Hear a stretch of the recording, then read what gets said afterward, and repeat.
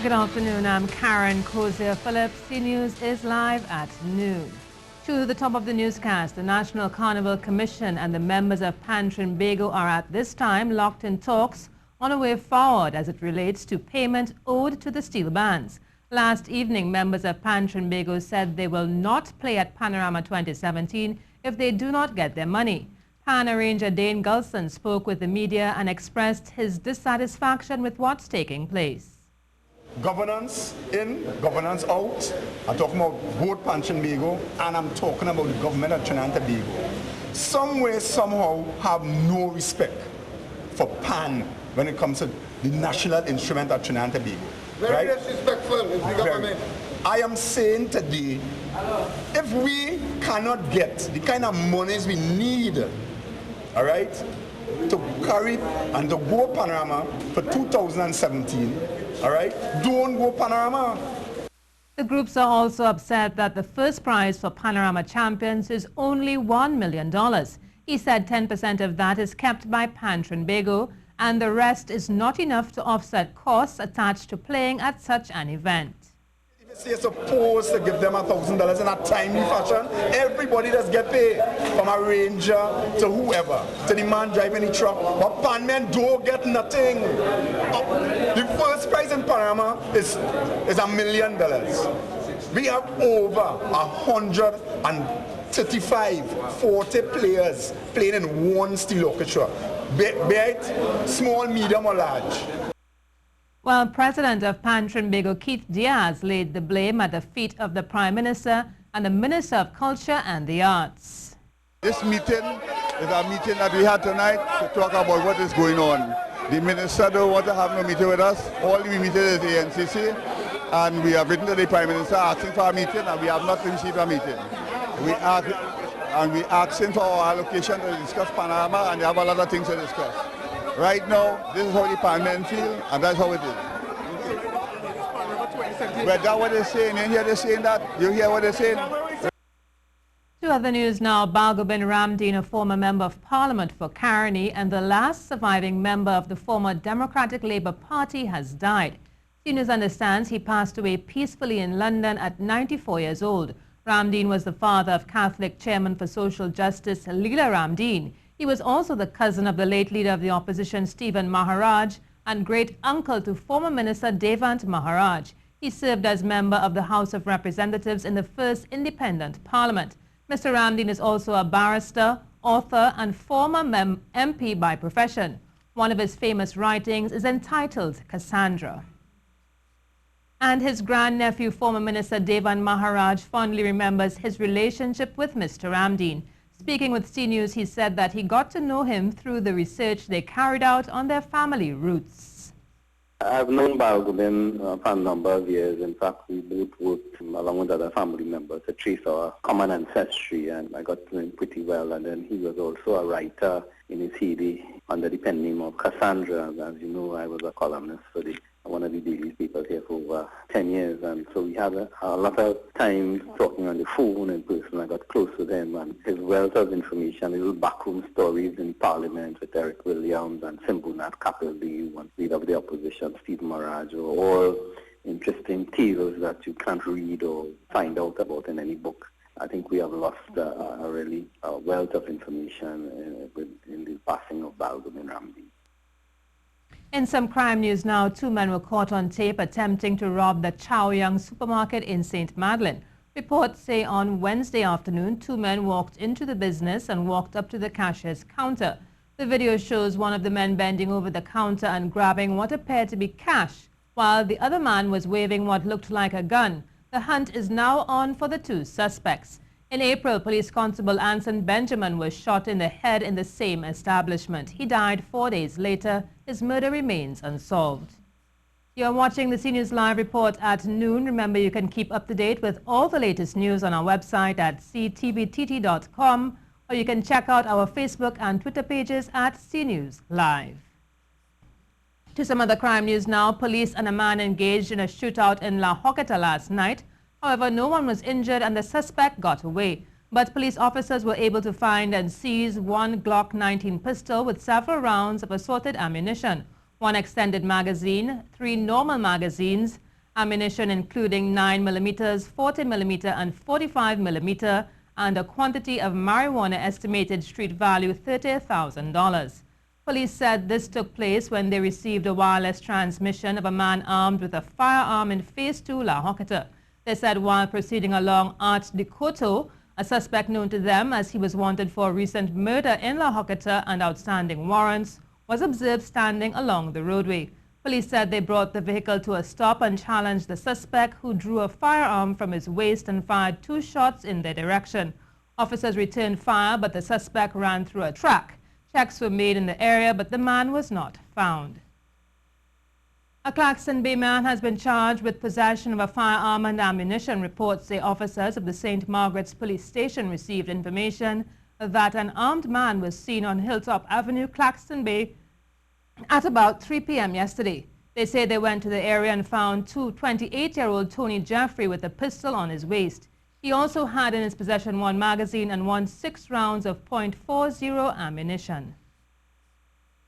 And financial analyst David Walker is calling on business owners to report other businesses who may be involved in white-collar crime. This is one of his wishes heading into 2017, and he says it is one way in dealing with the problem. If you know that your neighbor is involved or your husband is involved, that you should report them. I am saying the same thing to the business people. You must know the business people who are bringing in the guns, who are bringing in the drugs and so on. You must report them. Don't just leave it to the small people, the people who are barely putting food on the table, to expect them to do the right thing. Now he's also calling on people to monitor the behavior of the country's banks as it is abusing its position. Bank is a totally unique business entity. It is the only business entity that could decide to charge you money or charge me money and just take it. If I charge you for something, I have to get you to write a check for me or to hand me some money. The bank is the only institution that says, I'm going to charge you $5 and just take it away from you. And you have to fight to get it back. It is the reverse of everything else. Well, in more news of crime, Pizza Hut Gulf View Laramine was robbed of just over $11,000 on Wednesday evening. Reports say just before midnight, a man entered the business and demanded an employee hand over the day's sales. He took the money and ran off. Police are investigating. Well, 7 people were charged with driving under the influence of alcohol over a 3-day period over the long Christmas weekend. A figure the police service road safety coordinator Brent Batson said is very good compared to different periods. He attributed this to the growing maturing of the population and the visibility of law enforcement officials. The police service is happy that there was a low number of arrests being made over a 3-day period over the long weekend. Only 7 people were arrested for driving under the influence of alcohol. And that's a good sign because it's all about, prevention, and it's all about just doing the right thing, and we were proud of that. People outside saying, well, how come your numbers are so low? It's because people actually seem to be getting that message. The speed message, well, that remains some more work to be done, without a doubt. According to Mr. Batson, this reduction is as a result of 2 things: higher police presence on the roads and the growing level of maturity in drivers. If more education and more presence of chances of being caught seems to permeate society where people think that, well, all right, I'm not going to drink, not necessarily because I don't want to, but because the chances of being caught is so high, then the deterrence effect of the policing, road policing presence is doing what it's supposed to do to start that culture change.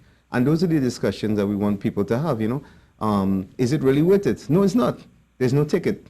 All right? It's arrest and you're going inside the jail cell with everybody else. He went on to say that passengers are leading in road user deaths for the year so far, something which has not happened in several years. Of course, it resulted out of the multiple fatality incidents where one crash resulted in the death of so many people, either in both cars or a single car.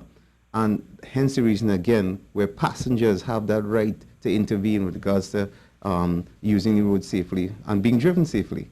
He is advising people to know their rights and speak out if they feel the driver is not being road safe. If passengers would just get a little bit more active with regards to how drivers are driving them and say, hey, no, cut that out. I'm not in here for that. You have a right to be driven in a safe manner. And people don't seem to stand up for that right, especially whether it's a PH driver, whether it's a legitimate taxi, whatever it is, stand up for that right, because the consequence could be serious injury, paralysis, or death. And these are things you don't want to experience. There were only 2 reported road deaths over the weekend as well, one in Tobago and one along the M2 Ring Road. The Caribbean Secondary Examination Certificate exams for January will be held between the 3rd and the 18th. The Ministry of Education says due to unforeseen circumstances, the admission of private candidates' timetables or slips may be late. However, candidates may be able to download their timetables or slips from their student portal using their student name, date of birth, and examination period. A list of the center numbers are located on the Ministry of Education's website. Renisha Lewis, the 12-year-old girl who was reported missing on Tuesday, was found by officers of the Besson Street Police Station last night. This was confirmed via a post on the TTPS Twitter page. Lewis, a student of Mukurapo East Secondary School, went missing after she left her Desperately Crescent Laventilla Road home to go for food. Details of where she was found and her condition were not given. And Russell Cornwall, a 50-year-old laborer who was reported missing by his daughter, has been found. He went missing on Tuesday, 20th December. His daughter posted on her Facebook page, "Just want to thank God that I found my father and he's okay. Thanks to everyone." In other news now, one Port of Spain vendor was taken in by police after she was found with firecrackers for resale. Head of the TTPS Port of Spain Division, Acting Senior Superintendent Flores Hodge Griffith, and ACP Garfield Moore led a team of officers who went to Charlotte Street on an exercise to crack down on the illegal sale of fireworks. On Charlotte Street, this vendor was taken in for selling firecrackers illegally, but only after trying to plead her case. Yes, it's true. I had it, but I wasn't selling it, or you didn't catch me selling it. You can't offer it for sale, No, listen, even if you wasn't selling it and you have it among other commodities that you are selling, it will be deemed. The law said it will be deemed that you have it for sale, even though you don't have it for sale.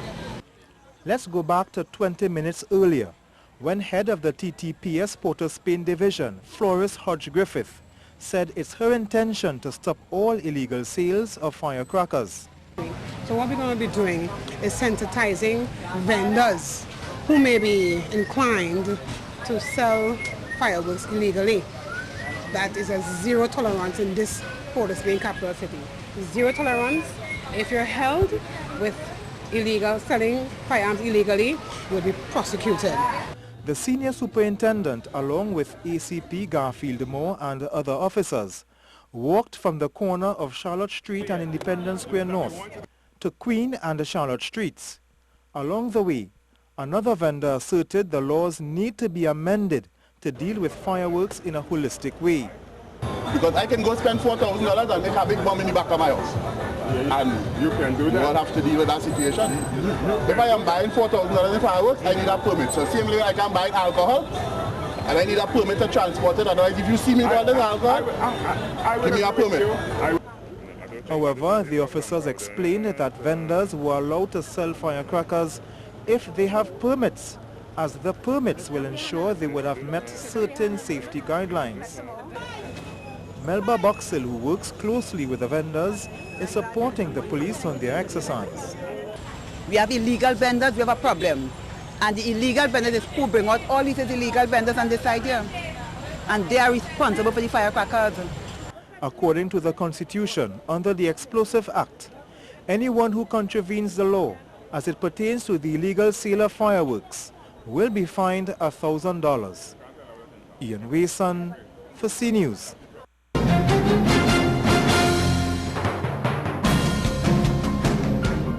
The communities of Carenage and St. Anne's are grateful to two sons of the soil, Kevin Molino and Sheldon Batu. The two national footballers were the driving forces behind a home and away football series geared towards community upliftment and a charitable cause. C Sports was at the President's Ground in St. Anne's on Tuesday when the second leg was played. Following a successful outing at Hague Street in Carenage last week, President's Ground in St. Anne's played host venue for the second leg. where residents of both communities and those from outside came to support a great cause, contributing to a spectacular atmosphere.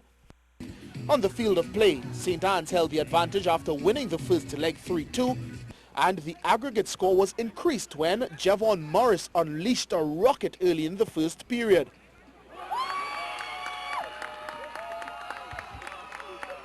But Carenage responded quickly to remain in touch. That was the equalizer. The boys from the Western Peninsula, driven by Jovan Jones, Kevin Molino and others, picked up the tempo in the second half, with Jovan scoring one and Molino pouncing to score the other as they won it 3-1, clinching the series 5-4. But the real winner out of this event was community spirit. The vibes and thing up in St. Anne's here is real nice. I like the togetherness with everybody. See, no matter, I know we are going to be champions, but it's one love. And it's all about the togetherness with the two communities, Carenage and St. Anne's, to make it into one. And I wish that could spread all around Trinidad. It was good. It was actually great for St. Anne's to have something to look forward to after the holidays. So it was good. It was good. It's a great feeling to see two national players who've grown up in their community come back to their community and give back to their community. What happens is that, usually we see a lot of players, they grow, they develop, they go overseas, and then, we don't see much from them. But these two guys, Kevin Molino, Sheldon Bato, they've come back to their communities and they're giving back. For these friends and teammates, the initiative has certainly ignited something which they hope to carry on. We already have a lot of guys talking that their community better than ours. So, but the important thing was just to start it. We get started, so who knows, next year we will see maybe more teams get involved. Look out for the caravan coming to a venue near you in 2017.